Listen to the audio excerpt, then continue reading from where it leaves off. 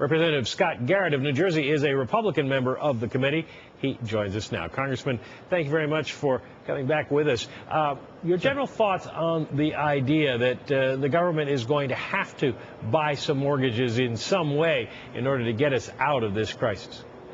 Yeah, I would question whether we have to do that. You know, the Republican leadership in the House just came out today with their principles as far as what needs to be done to address the housing slump and the credit crunch that you've been reporting on today and in the past as well.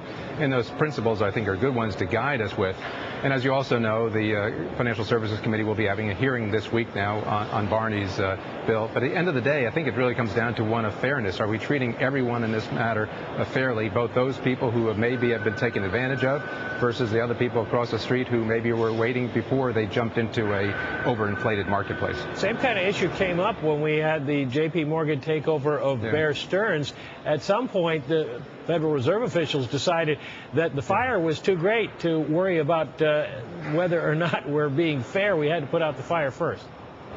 Yeah, well, and that is something, as you know, that I have grave concerns about. And we just sent a letter to Chairman Franks just now to say that we've concerns as what the Fed has done in there with vis-a-vis Bear Stearns, and that we should call for the Fed chairman to come into our committee to answer some questions, some basic questions as to exactly what was done there, what authority does he think he had in order to do those things, and what are some of the tests to look at going forward. Is this actions that we could anticipate the Fed taking in the future?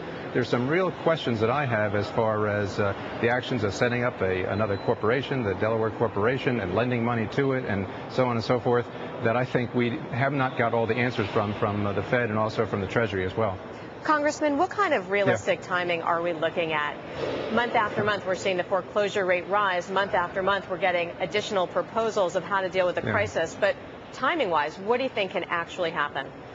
Well, it's not to be unanticipated that you'd see the foreclosure rates going as way as they have. As you know, we've seen the resets go up and down. And originally, I've heard some numbers saying that March or April were going to be a peak as far as resets. But now there's other reset numbers that come out around the end of summer as far as the peak numbers as far as resets.